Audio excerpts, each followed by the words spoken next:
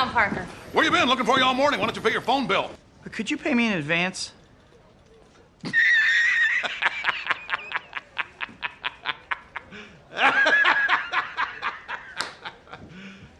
You serious? Pay you for what? Standing there? Yesterday evening, we had another PlayStation State of Play event where new games are being announced, and I was really excited to see what was going to happen. However, as a Silent Hill fan, we already used to getting our clown shoes and wig. We're ready for the State of Play announcements because over the last year, since October when Silent Hill 2 remake and a couple other games were announced, we haven't had really much news about anything. Except for the title we do not talk about, which was released back in October because it was just awful. Have you seen anything unusual out here? Now that you mention it, I have seen some strange things out in these woods.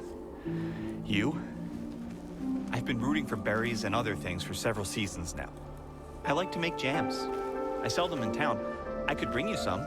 Maybe you and your family would like that. However, we did get some new announcements. Even though Silent Hill 2 Remake doesn't have a release date, we had a new game announced, which came out yesterday, actually, the same day it was announced, which was a very big surprise. I was ready to play it. And we also had new information for Silent Hill 2, which is something that I'm going to talk about too towards the end of the video. But before that, I want to focus on the new game that was released yesterday, which you can't really call it a game, and I'm going to explain more why, because it is kind of like a strange movie playable hybrid thing, kind of, that they're trying to make kind of like in the style of PT, which was released in 2014, which was a Playworld teaser. It was part movie. It had a lot of bits from games that were released in the last couple years, and it was pretty short. So I have some mixed thoughts about it, and I feel like a lot of the community has been too harsh with the game, but also I feel like Konami had some responsibility, and there were a lot of things that I did not enjoy about it, so we're gonna cover all that. So the new game is called Silent Hill: The Short Message, and I honestly was excited to play this. Last night I cleared my schedule. I was like, holy shit, I need to play this right now.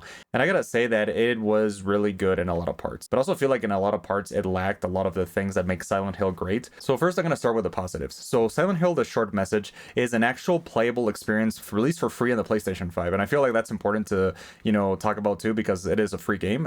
That's something that I really appreciate from Konami, because at least you get to enjoy new Silent Hill stuff without your wallet taking a big hit. And after all these years, I feel like it's important to focus on that. And I liked a lot of the experience. I like a little bit of the beginning. The middle, it was kind of slow, and then towards the end, there's a part that I really enjoyed. So this game focuses on a group of young girls, the protagonist Anita and her friends Maya and Emily, and it has a lot of different themes that are important, and it follows kind of like the same in the same vein of Silent Hill 2, which it focuses more on topics like mental health, like past traumas and that kind of stuff.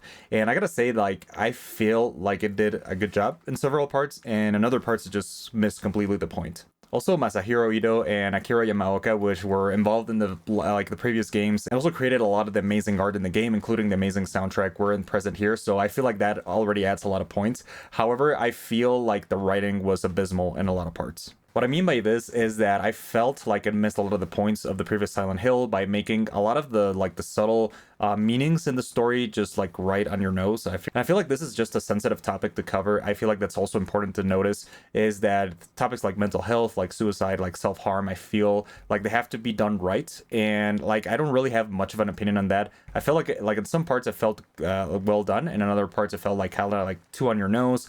I felt like it was really trying to convey some kind of message, but at the same time it came off wrong.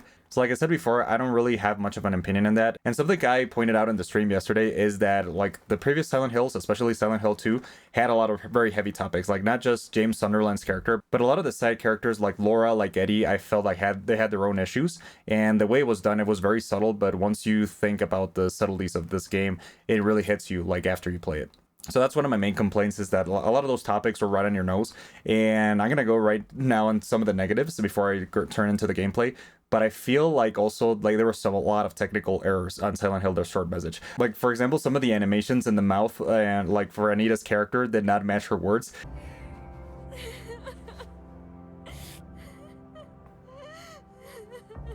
Yeah, bro, they should have really polished the animation.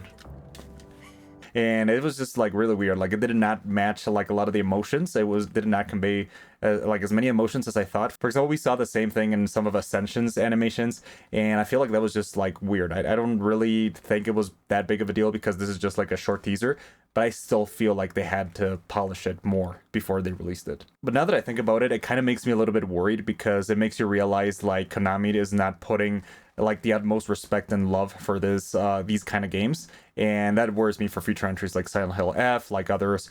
So I feel like if they really want to set a good precedent, especially for newcomers of the franchise, because Silent Hill is a franchise that is just starting its renaissance, so if they really want people to stay and not be turned off, they really gotta polish these games. Another example is like in some of the cutscenes, they took a page out of Alan Wake 2's book where they mixed live action scenes with the gameplay, like the animated characters.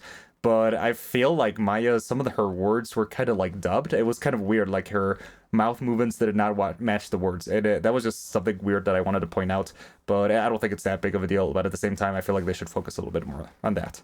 So overall, this is an interesting standalone story that makes Silent Hill fans happy for a little bit. I think a lot of people were not going to be happy for this, or I saw a lot of like mixed opinions online. But at the same time, I kind of see what they were doing, and I'm going to explain something that has been bothering me since yesterday, is that I feel like the sole reason that they made this game was kind of like to ride on PT's success. How dare you stand where he stood? Tell them how it happened that night. Tell them how you looked him in the eye. A man who trusted you and killed him. Tell them. As many people remember from 10 years ago, PT was one of the most successful horror games that were released in the last decade. And that's funny because it wasn't even a full game, but I remember there were few horror properties that really generated the same hype as PT did back in the day. And that was really my introduction to the Silent Hill games. Like, I've already watched the movies and I thought they were really amazing, but PT really made me a fan of this franchise and made me really want to play the games, even though it was hard because you need an emulator or to buy one online. But I couldn't help but notice that I feel like the entire purpose of the short message was kind of like to ride on that success and be like, hey guys, check this out. This is the new PT. This is the game that's going to make you excited for the next few games. So it just kind of felt that way for me. And that's something I felt like not many people noticed or pointed out.